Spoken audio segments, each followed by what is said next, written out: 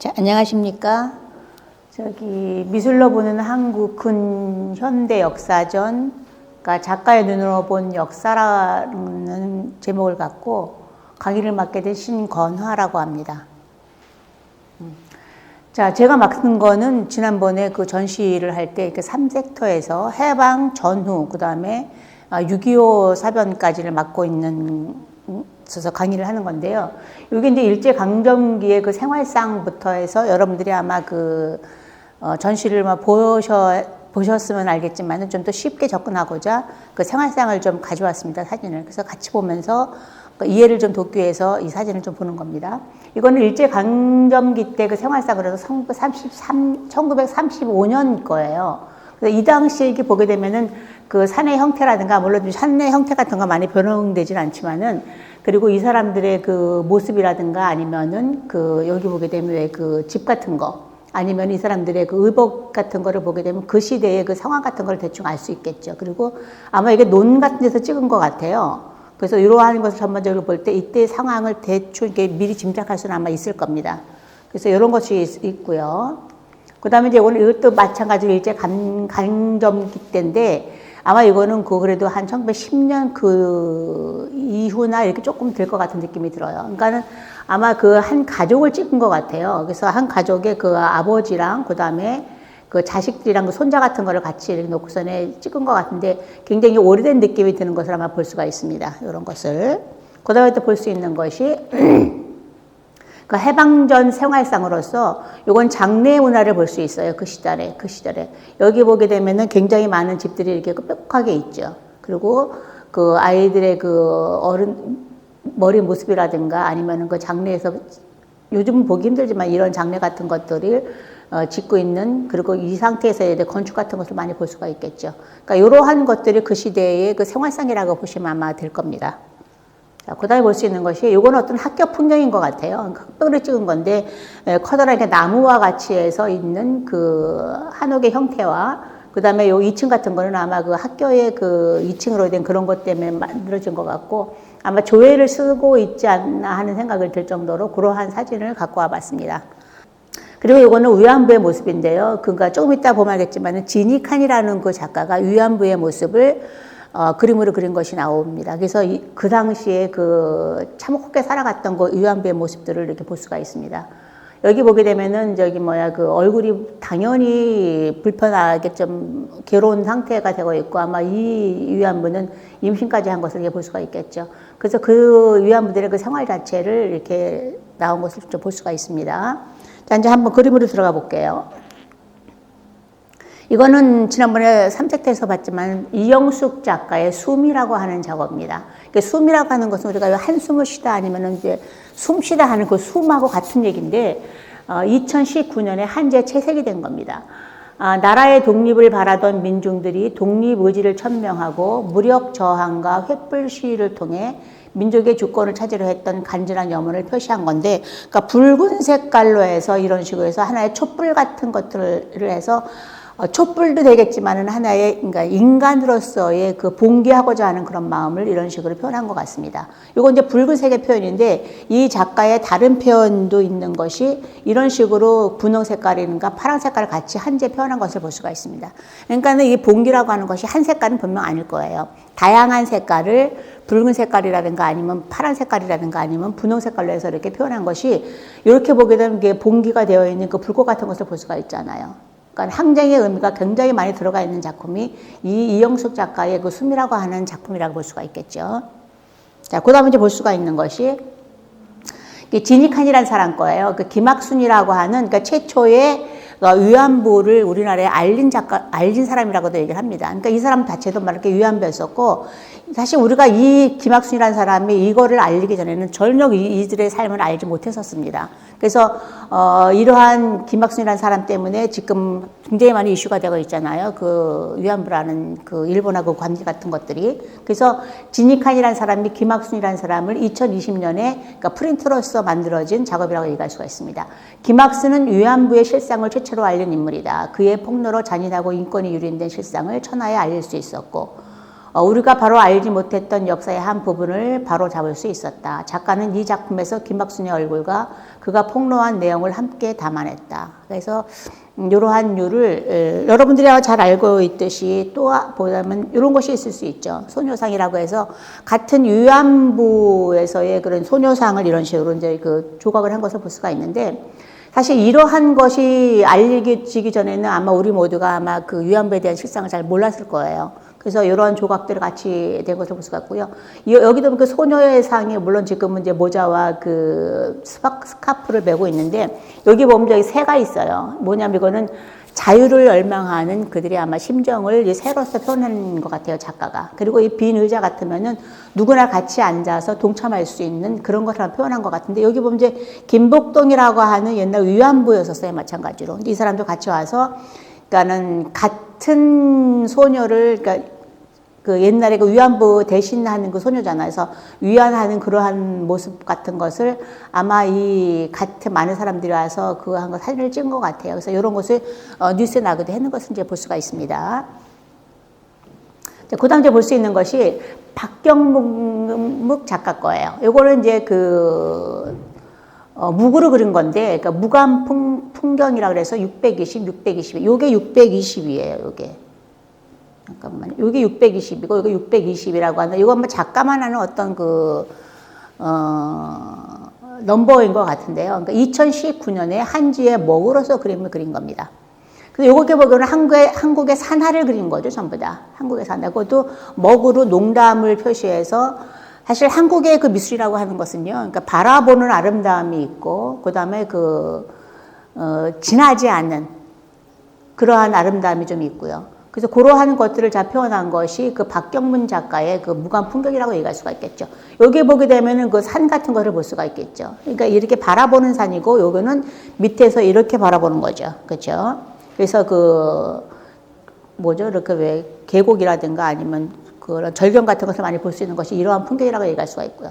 그 다음에 요거는 아마 그 바다와 같이 그렸던 그 섬이라든가 아니면 이런 것을 그린 거고요. 무감 풍경 628에서 이건 701번지를 얘기한 겁니다. 요거는 들판 같은 것을 그린 거죠. 그러니까 이런 것도 전반적으로 볼 때 우리나라의 그런 좋은, 그 시대는 좋지는 않았겠지만은, 풍경 같은 것을 아마 절박한 심정에서 아마 이런 것을 표현하지 않을까 하는 생각이 듣습니다.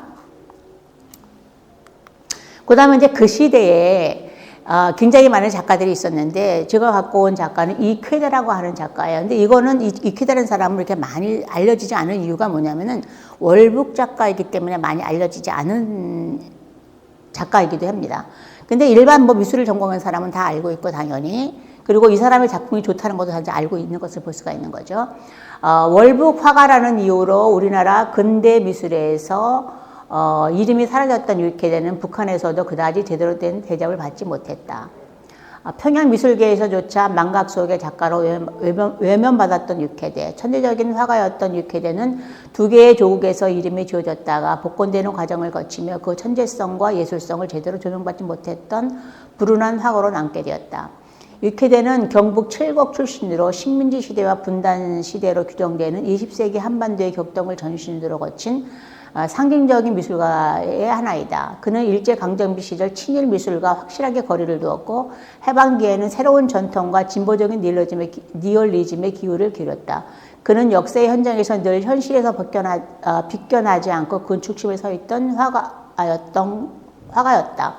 그래서 요거는 지금 두루마리를 입은 자화상을 그린 건데, 아주 큼직한 자기의 모습을 좀 리얼하게 그림을 그린 것 같습니다. 그러니까 이 사람이 보통 자기가 추구했던 것이 뭐냐면은 새로운 전통과 진보적인 니얼리즘, 그 주위에 있는 니얼리즘을 아마 그림을 그렸던 것 같아요. 그래서 이러한 것들을 보게 되면은 이러한 그림들이 될 수 있죠, 이 사람 거는. 이쾌대의 가족도라고 하는 그림입니다. 이건 굉장히 색깔이 좀 선명한 걸로 그림을 그려졌는데, 아마 이분의 가족이든가 아니면 딴 분의 가족이어도 이런 류의 것이 이렇게 흔치는 않은 그러한 그림들을 볼 수가 있죠. 재밌는 것은 뭐냐면요, 얼굴 형태가 그냥 같다라고 하는 거예요. 약간 길쭉길쭉하게. 아마 이 가족의 하나의 DNA 같은 거겠죠, 일종의. 그 다음에 이제 이 사람의 그 시대는 아무래도 해방 그 전이기 때문에 굉장히 많은 거린들이 있었을 거예요. 그래서 이러한 모습들이 아마 니얼리티를 찾다 보니까는 이러한 모습들이 눈에 띈 거겠죠. 그래서 거린의 모습을 1948년에 그린 것을 볼 수가 있습니다. 그 다음에 볼 수 있는 것은 이 크기의 상황. 아마 니얼리티라고 하게 되면 아마 상황 같은 것이 많이 들어갈 수가 있을 거예요. 그래서 이런 상황을 1938년에 그린 것을 볼 수가 있고요. 여기 보게 되면은 그 새똥의 색깔 같은 것을 많이 볼 수가 있겠죠. 이런 식으로. 어떤 할머니가 그 춤을 추는 그 여인을 보고 있다든가. 그러니까 이러한 모습, 어떤 상황의 그걸 그림을 그린 거고요. 그리고 요 2인 초상은 아마 부부일 거라는 그 추측을 합니다. 요거는. 그러니까 부부의 모습을 잘 담대하게 이제 그려놓은 것을 이제 볼 수가 있는 거고요. 그 다음 볼 수 있는 것이, 이인성이라는 작가예요.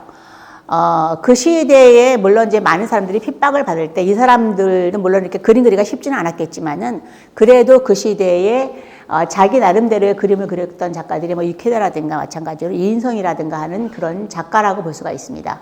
그러니까 일제치하에서 가장 두각을 나타냈던 이인성의 초기작에 해당되는 이 작품은 이인성의 독특한 표현주의적인 화풍이 막 나타나기 시작할 무렵인 것으로 수채화 특유의 맑고 특이한 투명한 느낌보다는 유화에 가까운 불투명한 수채화의 일면을 가지고 있다. 그러니까 이거 흰색의 지금 카라꽃이죠. 요거가 지금 흰색의 카라꽃을 얘기할 수 있습니다. 요거는 조국의 광벽의 염원을 담는 작품이라고 해석도 가능하겠습니다. 이 작품은 배경의 수평적인 수평적인 채색을 얘기하는 겁니다. 그 다음에 수직으로 꽂힌 꽃의 느낌, 그렇게 수평과 수도의 구도로서 그 안정적인 조화를 창출해내고 있는 것을 볼 수가 있는 것이 이인성의 그 작업인데, 여기 특이하게도 수채화임에도 불구하고 굉장히 불투명한 걸로 그려왔던 것이 약간 진하게 그림을 그렸다는 것을 얘기할 수 있겠죠. 이인성의 작업을 해서. 그 다음에 이제 볼 수 있는 것이, 자, 보통 우리가 이인성을 한국의 고갱이라고 얘기를 해요. 그래서 그건 왜냐하면은, 그러니까 그 고갱이라는 작가가 굉장히 그 원색적이고 향토적인 것을 굉장히 많이 그린 것을 볼 수가 있거든요. 이제 그런 면에서 아마 이런 색채 같은 것들 때문에 아마 그 고갱이라는 이름을 붙은다고 생각이 드는데요. 사실 이런 것들은 굉장히 고갱 색깔과 사실 많이 닮아 있어요. 이 얼굴도 그렇고. 그 원시적이라든가 아까 약간 향토적인 느낌들이, 그래서 아마 이런 것들이 그 이인성의 느낌이 그 고갱이라는 느낌이 많이 들은 것을 볼 수가 있고요. 그러니까 가을 어느 날이라고 하는 1934년의 작업입니다.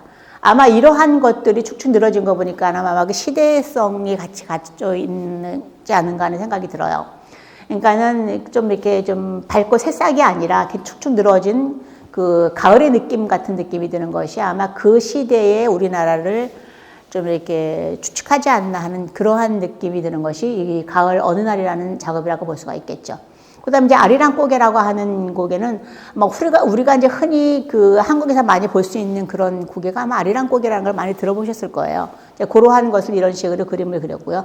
여기 아리랑 고개를 넘어가면서 굉장히 많은 집들이 같이 있죠. 그래서 이런 하나의 그 구도적인 걸로 해서 그 산과 그 집과 나무로 해서 이렇게 그림을 그린 것을 볼 수가 있습니다. 일종의 풍경화라고 얘기할 수가 있겠죠. 그 다음에 자, 이인성은 대구 출신이에요. 그래서 아마 굉장히 많은 그 대구를 그린 것은 많은데, 이거는 대구 앞산 1936년의 그림이라고 얘기할 수가 있겠죠. 그래서 이런 식으로 해서 대구 앞산 자신의 그 집 동네에서 그렸던 그 그림이라고 얘기할 수가 있습니다. 자, 그 다음에 이제 볼 수 있는 것이 이인성의 경주의 산곡에서라고 하는 이런 붉은 톤이 바로 그 고갱의 느낌이라고 하는 느낌이 드는 거죠. 그러니까 먼저 여러분이 봤던 이 작품의 그 색깔과 지금 이거 봐왔는 이 작품의 색깔이 거의 같은 유가 될 수 있는 같은 유라고 볼 수가 있겠죠. 아마 색깔 면에서. 그래서 이러한 부분들이 굉장히 고갱과 닮아 있다고 얘기할 수가 있는 겁니다. 이거는 경주의 산곡에서 1935년의 작품이라고 얘기할 수가 있습니다.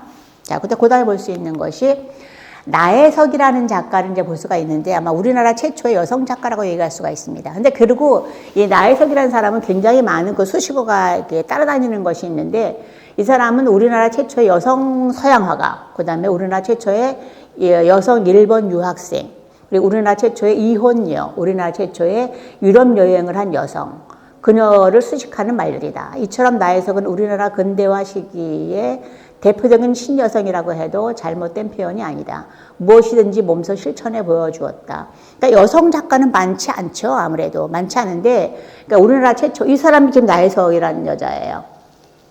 굉장히 신여성이라고 얘기할 수가 있겠죠. 요거는 나혜성 자해상을 그린 겁니다. 1928년에. 그러니까는 찾아보니까는 여인이라는 그 제목도 있는데 여기는 이제 나혜성 자해상이라고 하는 것이 더 아마 옳을 거라는 생각이 갖고서는 요거를 써봤습니다.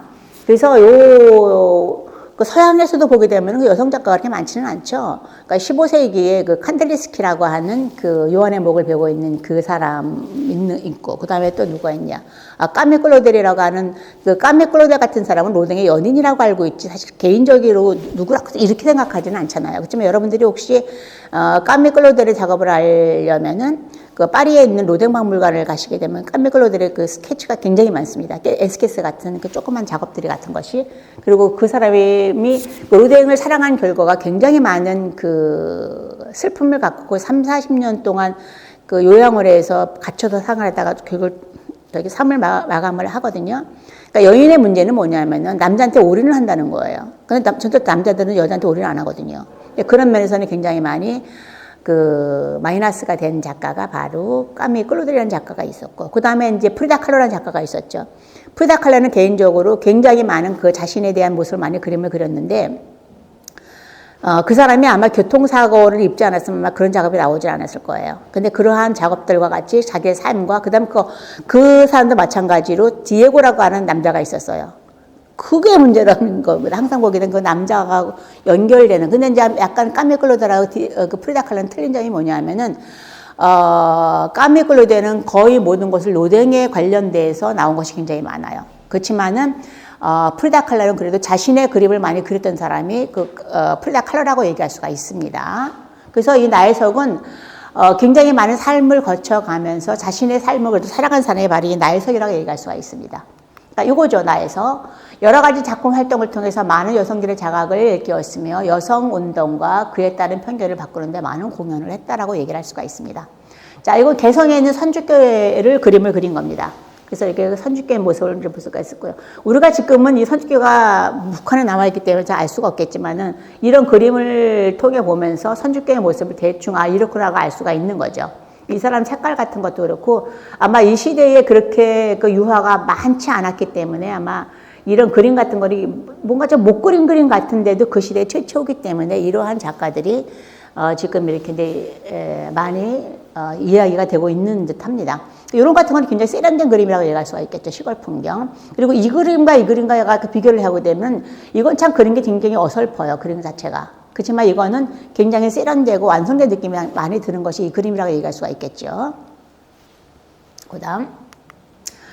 파리 풍경입니다. 그 나혜석이라는 사람은 굉장히 많이 그 여행을 많이 다녔었어요. 그 파리라든가 아니면은 그 이혼할 즈음에, 그리고 굉장히 안 좋은 말들 많이 따라다니는 사람이 사실 이 나혜석이라는 사람이었었는데, 이거는 파리에 많이 생활을 하면서 그렸던 파리 풍경이라고 얘기할 수가 있습니다. 그러니까 파리의 근데 농촌의 풍경 같지만 파리가 이렇게 농촌스럽지는 않거든요. 실제로 가보게 되면은. 근데 이건 자신이 바라본 그 파리기 때문에 이러한 풍경이 그 파리의 풍경으로 이제 그려져 있는 것을 보죠. 그렇지만 색채 같은 거는 여기에 봐왔던 잠깐만요. 한국의 여기에 보면 한국의 색깔들이 있죠. 이게 향토 색깔들이. 이거는 황토 색깔. 그렇지만은 여기 파리 색깔을 보게 되면요, 이거는 약간 여기 그 자주 색깔이라든가 보라 색깔들을 많이 써서 그 확실히 서양하고 그 동양하고 색깔을 완전히 구분짓는 것을 이제 볼 수가 있는 거고요. 그 다음에 화랑전 작약이라고 하는 그림은 1935년의 그림인 거예요. 이것도 지금 한국에 관련된 것을 그린 것을 볼 수가 있습니다. 작약꽃이라고 하는 것을 그림을 그린 겁니다. 그러니까 이런 것이 전부 다 조금 더 이렇게 진보가 돼버리면 이제 뭐가 되면 추상이 돼버리는 거죠. 그런 식으로 해서 약간 이제 자기가 표현하는 것만 표현한 것을 보고 있죠. 나무라든가 아니면 집이라든가. 그 다음에, 그러니까 동학의 함성이라고 해서 바람 부는 들녘이라고 하는 2020년에 오이런 캠퍼스에서 이제 일단 그림을 그린 건데, 요거는 굉장히 마테리가 좀 강하게 많이, 넣은 것을 제가 이제 볼 수 있었습니다. 그러니까 발길에 채이고 거센 바람에 쓰러져도 다시 일어서는 이름 없는 들풀들을 억압한 폭정에 짓밟히고 쓰러져도 다시 일어서서 저항했던 동학 농민운동의 민중과 닮아 있다. 자연은 역사와 사회 속에서 살아가는 인간의 삶의 모습과 닮아 있으며 희망을 품은 바람의 숨결과도 같다고 작가는 말한다. 그러니까 이렇게 봐서 굉장히 바람이 부는 느낌이 굉장히 많이 들죠. 이렇게 풍상을 겪고도 다시 일어나는 잡풀들 같은 우리 한국인의 심성 같은 것을 표현한 것이 이 작업이라고 얘기할 수가 있습니다. 자, 두 번째 보는 것은 작가의 눈으로 본 그 해방 이후의 작품을 볼 수가 있는 건데요. 사진을 한번 같이 보면서 시작을 해보겠습니다. 자, 해방의 생활상. 그래도 약간 좀 자유로운 모습들이 많이 남아있겠죠. 아무래도 그 해방 후기 때문에.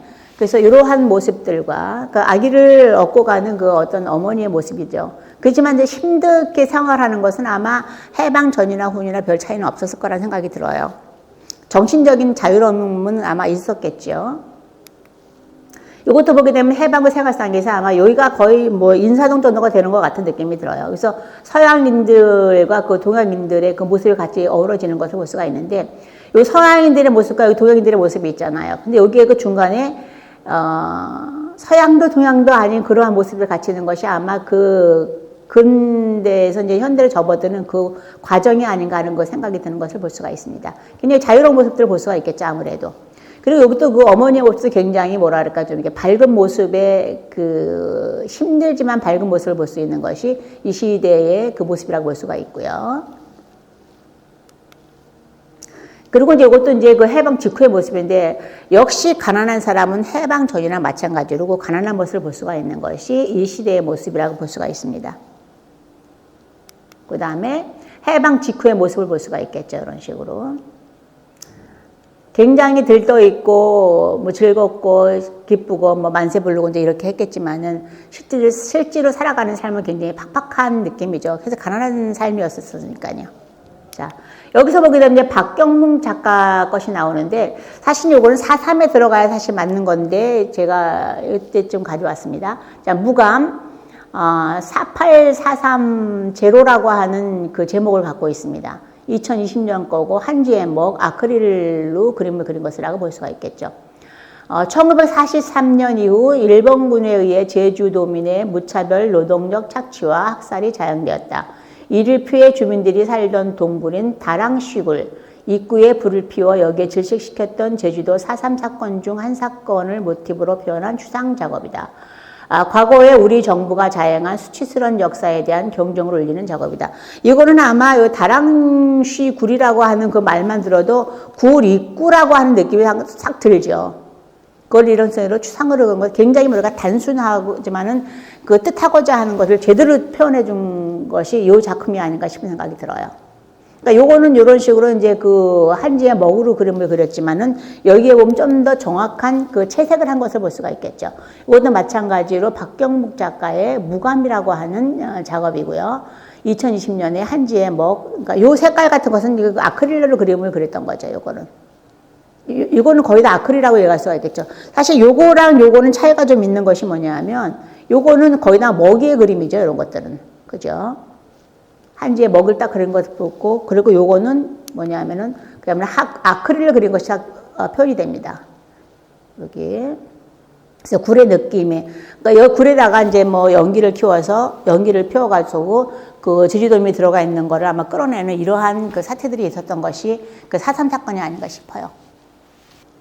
자, 이거는 이제 신건아 작가라고 하는 사람 거예요. 이제 그들의 삶이라고 하는 2020년에 그 테라코타 작업인데, 그러니까 채색 부조와 그 환조로서 같이 요게 지금 요거는 지금 부조고 요거는 지금 환조거든요. 근데 이거 같이 한 작업입니다. 자, 해방 이후의 삶은 가난했지만 마음의 여유가 흘렀다. 삶을 살아가는 것은 전쟁의 순간이나 현재의 순간이나 매한가지이다. 우리는 일제 강점기라는 커다란 역사의 질곡을 겪어냈지만 작가는 소박한 일반인의 입장에서 평범했던 일상을 표현해주고 있어 보는 이로 하여금 더욱 애잔한 감정을 느끼게 한다. 한 가족이 시장에 나와 오래간만에 가족의 정을 느끼고 있다. 아버지와 동생은 부조를 표현했고 누나는 부조에서 빠져나와 한조로 우리 앞에 서 있다. 바닥의 좌대의 철은 앞으로 넓어지는 미래의 밝은 편이다. 여기 보게 되면 요 크기와 요 크기가 잘 다릅니다. 그래서 이렇게 앞으로 뻗어나가서 더 넓어진다는 것은 밝은 미래를 표현한 것이라고 얘기할 수가 있고요. 그리고 여기서 이제 보통 일반적으로 부조면 부조 아니면 환조면 환조 이렇게 생각을 하는데 요거는 같은 작업에서 그러니까 여기에 같이 있어야 될 그 누나가 이렇게 빠져나온 거죠. 그러니까 얘를 지금 3차원위로 본 거고 얘들은 2차원위로서 표현한 것을 볼 수가 있죠.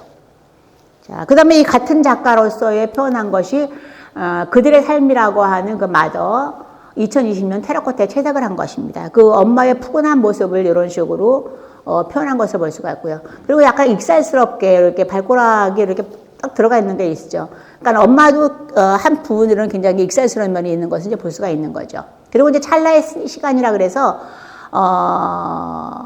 동네의 할머니의 모습을 이런 식으로 표현한 것입니다. 2020년 테라코타에 채색을 한 거고요. 그러니까 요즘 보게 되면은 그 동네에 할머니들이 굉장히 많잖아요. 그 할머니들의 모습이 이렇게 모여있는 모습 보면은 다정다감도 물론 하시지만은 그 시간이 지나는 모습이 이게 보여지는 것이 느껴지는 것을 볼 수가 있습니다. 그래서 그 굉장히 뭐라고 단호한 그 표정과 같이 그 허리는 굽었지만은 나름대로 그 삶을 살아온 이 할머니의 그 역사가 있는 거죠. 삶의 역사가. 그래서 그런 것을 표현한 것이 그지만 그 늙어가는 것은 바꿀 수가 없어 그 찰나의 시간이라고 하는 제목을 한번 달아본 것 같습니다. 작가가. 자, 그리고 신건의 그들의 삶에서 특별한 시간이에요. 이것도 보게 되면 그 중년의 여인이 그 어린아이와 같이 그 손을 잡는 순간, 그러니까 특별한 시간. 사실 그 할머니가 손녀와 같이 어디를 특별하게 간다는 건 좀 많지는 않잖아요. 그래서 그런 특별한 시간이 할머니한테라든가 아니면 손녀한테는 굉장히 특별한 시간이 될 수 있어서 이러한 것을 특별한 시간이라 한번 정해본 것 같고요. 그 다음에 이제 행복한 시간은 뭐냐면 2020년이고 마찬가지고요. 이 여자의 그 모티브는 약간 다리가 굉장히 많이 쉰 여자로서 그 모티브를 잡아서 작업을 한 건데, 그렇지만은 자신의 그런 왜 그 불편한 모습이었지만은 행복한 그 순간이 있었다는 것을 한 순간에 그 포착을 해서 이 작업을 한 것입니다. 그래서 이러한 작업을 본 것이, 그러니까 전반적인 이러한 작업을 하는 작가가 신건아라고 하는 작가인 것을 볼 수가 있습니다. 자, 그 다음에 이제 양태근이라는 작가인데요. 비극에서 해방으로 2018년에 혼합재료입니다. 디지털 프린트로 되어 있어가지고 굉장히 이게 펜질펜질한 느낌의 그 작업을 한 것을 볼 수가 있는데요. 요거는 지금 전쟁으로 인한 핵폭탄이 초화된 지 75년이 지났지만 지금도 우리는 핵무기의 위협을 뼈저리게 느끼며 살고 있다. 전쟁과 살상 무기에서 해방되어 행복한 삶을 이루기를 바라는 염원을 담았다. 여기를 보게 되면 이게 핵폭탄이 터지는 느낌이 들죠. 거기에 인체들이 하나하나 여기에 대해서 피해를 받고 있는 것을 이런 식으로 표현한 것이 그 양태근 작가가 그러니까 비극에서 해방으로 그러니까는 그거는 마찬가지로 그러니까는 강점기 때에서 그 해방되는 모습과 같이 이러한 것도 아마 일종의 두 가지를 표현할 수가 있을 거예요. 이거는. 나쁜 것과 긍정적인 것과 부정적인 것인데 이거는 굉장히 그래도 긍정적인 표현을 하지 않나 싶은 생각이 들어요. 한쪽으로는 피해를 받고 있는 거라든가 아니면 한쪽으로는 다시 해방되는 느낌을 표현한 것을 더 옳다고 생각할 수 있겠죠.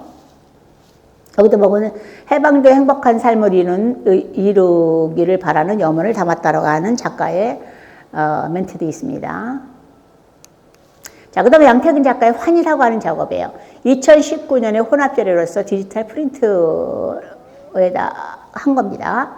1945년 8월 15일 우리 민족에게는 잊을 수 없는 날이다. 일제의 탄압과 압제에서 해방되어 민족의 혼을 되찾은 그날의 환희와 벅찬 감동을 담았다. 그러니까 환희 같은 것을 담은 것이, 그러니까 색깔이 이렇게 많은 이유가 뭐냐면 좀 환희하고 아름답고 좀 뭔가 있을 긍정적인 모습을 담아낸 것이 바로 이 양태근 작가의 환희라는 작업인 것 같아요. 이러한 것들은 아마 그 스테인리스 같은 것을 만들어진 것 같은데, 이것도 마찬가지예요. 양태근 작가의 이러한 그 인체의 것을 그 스테인리스, 여기 혼합재료라고 말씀드렸잖아요. 그러니까 스테인리스 같은 것을 이렇게 해서 붙여놓은 것을 이제 볼 수가 있는 거죠. 이런 식으로. 그리고 이것도 마찬가지로 그런 류의 작업을 이런 식으로 같이 마찬가지로 한 것입니다. 이런 건 굉장히 추상이라는 작업이라고 이야기할 수 있겠죠. 사실 어떻게 보면은 요것도 요거는 거의 한 반구상 정도가 되겠죠. 이 작업은요. 그리고 요거는 굉장히 추상적인 작업을 보여주는 것이 양태근 작가의 환이라는 작업이라고 볼 수가 있겠죠.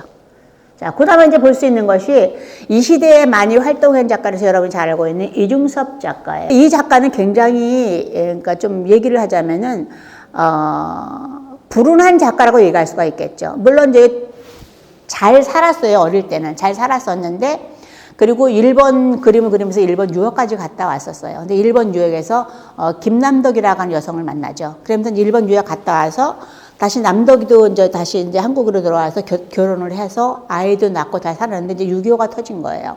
그런데 이제 부산으로 가갖고서는, 그러니까 이제 평남이기 때문에 그 위잖아요, 사는 게. 사실 부산에 와가지고 굉장히 힘들게 살아왔었겠죠. 근데 이제 한 달 동안을 제주도 살이를 합니다. 근데 그때 굉장히 평안했던 게 뭐냐면 가족이 있고 와이프가 있고 그 편안한 생활을 해서 그 집을 하나 얻어서 살았음에도 불구하고 행복한 생활을 했었는데, 다시 부산에 오면서 그 와이프하고 애들은 다시 일본으로 떠나가는 것을 볼 수가 있습니다. 그러면서 일본을 떠나가면서 물론 한 번은 갔다 왔지만 굉장히 이중섭이가 힘들게 살아간 을 볼 수가 있는데, 그러한 것들이 전부 다 그림에 녹아나는 것이 이중섭의 그림이라고 얘기할 수가 있습니다. 자, 데뷔는 1941년 미술창작 작가협회체로 데뷔를 했었고요. 이 사람이 소를 많이 그린 이유는 뭐냐면 어릴 때부터 그 주위에, 그러니까 시골 살았기 때문에 그 소에 대한 느낌이 굉장히 많았던 것 같아요. 그래서 그 단순하면서도 순박한 그런 소의 모습을 많이 그렸던 것이 이 사람의 그림인데, 그러니까 이중섭의 대표 작품은 소일 것이다. 소의 연장은 작가의 격렬함과 집념, 우직함과 자연스러움, 야만성과 고뇌와 연민, 환상과 방랑성, 갈망, 광기를 소에 다 담고 있다. 특히 소는 이중섭의 자신의 내면을 폭발적으로 보여주고 있다. 그래서 어릴 때부터 굉장히 많은 소를 이렇게 움직이는 동적인 소를 많이 접한 것을 볼 수가 있습니다. 그러니까 많은 작가들이 그 해방 전에 그 살면서 물론 이제 편안하게 그린 사람도 없지 않아 있긴 있을 거예요. 근데 그 심적인 부담감과 같이 해서 좀 봉기하고자 하는 그러한 마음들을 아마 이 소에 많이 담았지 않았나 하는 그런 생각을 드는 것이 이중섭의 소라고 얘기할 수가 있습니다. 자, 그리고 이중섭의 요거는 그 서귀포의 환상은 그 한 달 동안의 그 서귀포에 그 제주도 살이 했을 때 그 와이프와 행복했던 그 자식들의 그 모습을 이런 식으로 표현한 것이 이중섭의 서귀포의 환상이라고 얘기할 수가 있겠죠. 그러니까 행복한 모습이 보이는 게 뭐냐면은 이렇게 새를 타고 노는 그 자식들의 모습과 그 다음에 많은 풍요로움과 그 다음에 이렇게 풍성한 것들이 많이 있죠. 이렇게 누워 있다든가 이런 것들은 그 아마 이중섭의 아마 행복한 모습의 그 한 달 동안의 모습이 아닐까 하는 생각이 들어요.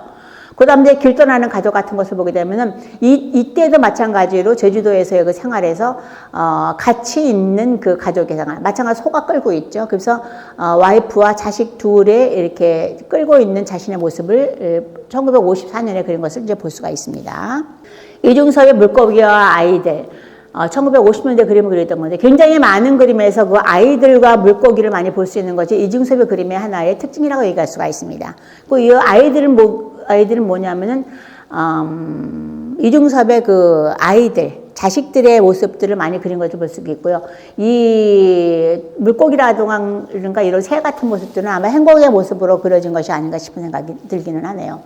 그리고 1953년에 부부라는 작업은 요거는 황새를 그린 건가 아마 그럴 거예요. 그러면서 둘이 굉장히 좋은 모습이죠. 이게 남덕이라고 하는 사람이 그 이중섭의 와이프였었는데 그 일본 여자임에도 불구하고 굉장히 많은 내조를 많이 한 걸로 알고 있어요. 그래서 굉장히 의의가 좋았다고 얘기를 합니다. 그래서 그러한 모습들을 이렇게 부부의 모습으로 그림을 그려놓은 것이 아닌가 하는 생각이 드네요. 자, 이중섭의 모습이었었고요. 자, 그 다음에 가족에 둘러싸여 그림을 그리는 화가. 요거는 은박지에 그림을 그렸던 거예요. 이중섭이가 은박지에다 많이 그림을 그렸죠. 왜냐하면은 돈이 많이 없었기 때문에 종이라든가 아니면 담배 그 안에 있는 그 은박지에다 많이 그림을 그렸던 사람이 이 사람이라고 얘기할 수가 있습니다. 그리고 주위에 많은 사람들이 많이 도와줬어요. 이렇게 그림을 그리거나 아니면 뭐 물감을 사준다거나 아니면 캔버스를 사준다거나 해서 그래서 그림을 많이 그렸던 사람 중에 하나가 그 이중섭이라는 작가인데 요 그림을 은박지에 그려졌던 자기 자신의 그 자식들과 그 다음에 남덕의 모습과 자신의 모습이에요.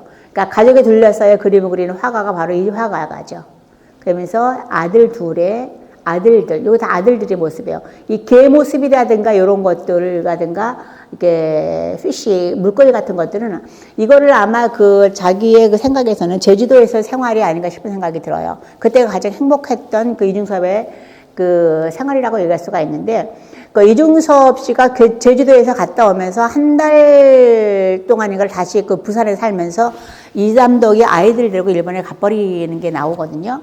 근데 그러면서 굉장히 많이 고통스럽게 이 사람이 살아가요. 왜냐하면 아이들도 보고 싶고 와이프도 물론 보고 싶겠죠. 그래서 그거를 많이 못 보고 아마 한 번인가 일본을 갔다 와서 그 다음은 못 갑니다.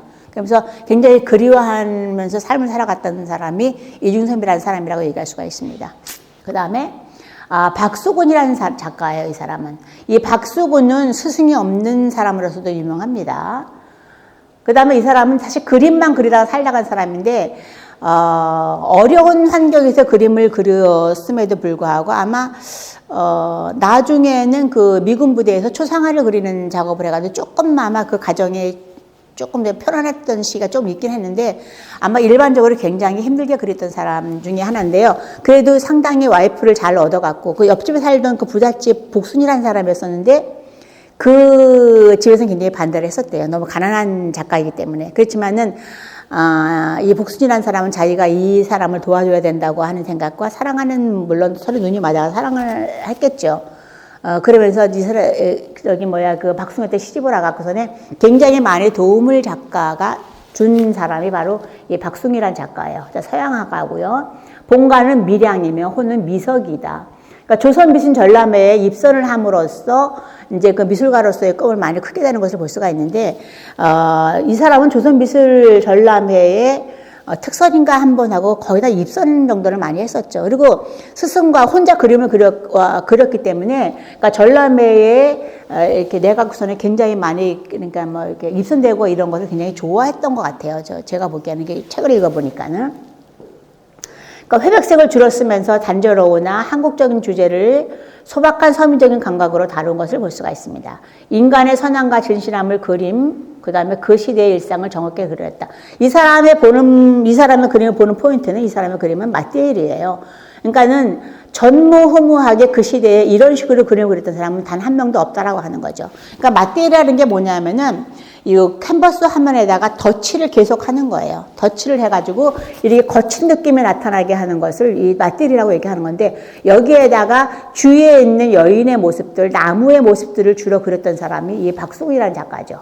그래서 굉장히 그 시대 독특한 그림으로서 그렸던 사람이 이 작가고요. 이 그림은 귀로라고 하는 그림입니다. 64년에 귀로. 그러니까 여인의 모습이 이런 류의 모습이 굉장히 많죠, 그림에서.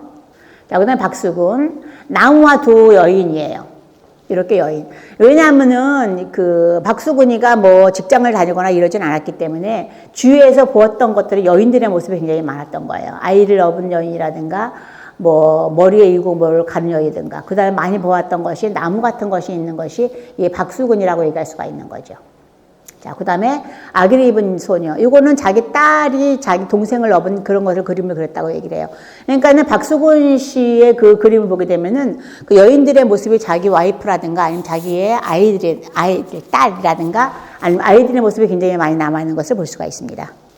자, 빨래터. 그러니까 지금이야 뭐 다 세탁기가 빨래를 하겠지만 그 시대에는 굉장히 많은 빨래터에서 여인들이 많이 이렇게 빨래를 했었죠. 그러니까 흔히 보는 이렇게 일상들을, 그러니까 이 박수근이라는 사람이 그야말로 그 시대의 리얼리티를 그린 사람 중에 하나라고 얘기할 수가 있겠죠. 이렇게 빨래터를 54년에 그림 그린 것을 볼 수가 있죠. 그 다음에 노상. 이것도 보면 사실 요 그림하고 요 그림하고 이게 그림이 훨씬 더 마티에일가 굉장히 강한 것을 볼 수가 있겠죠. 그리고 거기다가 선을 좀 이렇게 넣고요. 노상에서 그 뭐를 팔고 있는 그 할머니의 모습과 소녀와 그 소년의 모습을 이런 식으로 그린 것을 볼 수가 있습니다. 그러니까 마티에일가 굉장히 강한 것을 볼 수가 있고요. 그 다음에 이제 오지오라는 작가예요. 그러니까 많은 작가들이, 아까도 얘기했지만 이중섭이라는 작가가 일본 유학을 갔다 왔었고, 그 다음에 오지오라는 사람이 일본 유학을 갔다 왔어요. 그러니까, 물론 해방 그 전후에 해서 일본한테 무지하게 많이 당하긴 했지만은 사실 그 당시에 우리나라가 갈 수 있는데 유학이라는 것은 일본밖에 사실 없었어요. 그래서 많은 작가들이 일본에 가서 그림을 그린 것을 볼 수가 있어서 영향을 많이 받은 것을 볼 수가 있습니다. 그러니까 이건 오지오라는 작가 건데 일본 유학을 했었고, 한국적인 인상주의 화풍의 선구자, 한국의 풍취를 우리만의 빛과 색칠을 통해서 그려낸 화가. 여기 인상주의라고 하는 것은요, 그러니까 1860년 정도부터 시작된 게 인상주의라고 얘기할 수가 있겠죠. 서양 미술사에서. 그러니까 빛에 의한 그림을 그리는 거라고 얘기할 수가 있죠. 그러니까는 그 찰나, 빛에 의한 그 순간적인 찰나의 것을 그림을 그린 것이 이런 식으로 그림자로 나타나는 것을 볼 수가 있겠죠. 그래서 그것을 인상주의라고 얘기하는 것입니다. 그 오조의 가장 기본적인, 많이 가장 유명한 작업이 이 남향집이라고 하는 거죠. 그 오조의 집안 자체도 아버지도 거의 화가였던 걸로 알고 있어요. 그 다음에 오조도 화가고, 그 다음에 그 아들도 화가였는데 아마 그 아들은 아마 자살했다고 얘기를 들었고요.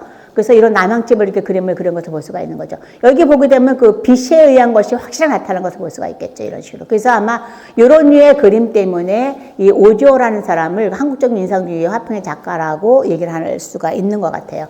그리고 여기를 보게 되면 또 오조는 당시 일본 화단에서 주류를 이루던 인상주의의 깊은 인상을 받았지만 그는 수영에 그치지 않고 더 나아가 한국적인 풍토에 맞는 인상주의 미학을 수립하여 독자적인 작품 세계를 구축해 나간 것을 볼 수가 있습니다.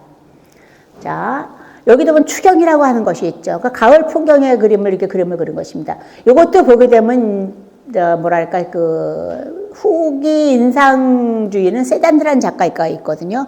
그 작가와 약간 비슷한 느낌이 있는데 물론 당연히 색채 같은 거라도 이런 것은 굉장히 틀린 것을 볼 수가 있습니다. 그래서 가을의 풍경을 이런 식으로 그런 것을 볼 수가 있죠. 집이라든가 앞에 풍경이라든가 산 같은 것을 그린 것을 볼 수가 있고요.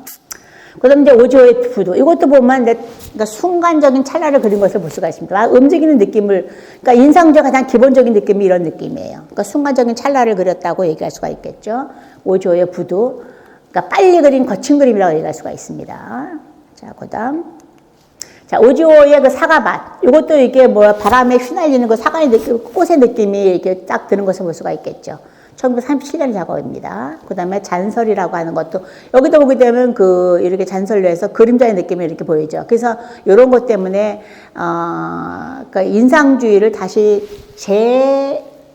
재평가해서 그림을 그렸던 사람이 바로 이 오조라는 사람이라고 얘기할 수가 있겠죠. 그러니까 전반적으로 이렇게 봤을 때 오조라는 사람도, 인상주의의 그 느낌이 있지만 굉장히 한국적인 느낌이 드는 것이 이러한 그림들, 색깔이라고 얘기할 수가 있는 것을 볼 수가 있습니다. 자, 챕터 3을 이제 여기까지 이제 마치고요. 다음 시간에 한 번 더 챕터 3을 더 같이 공부해 보겠습니다. 자, 감사합니다.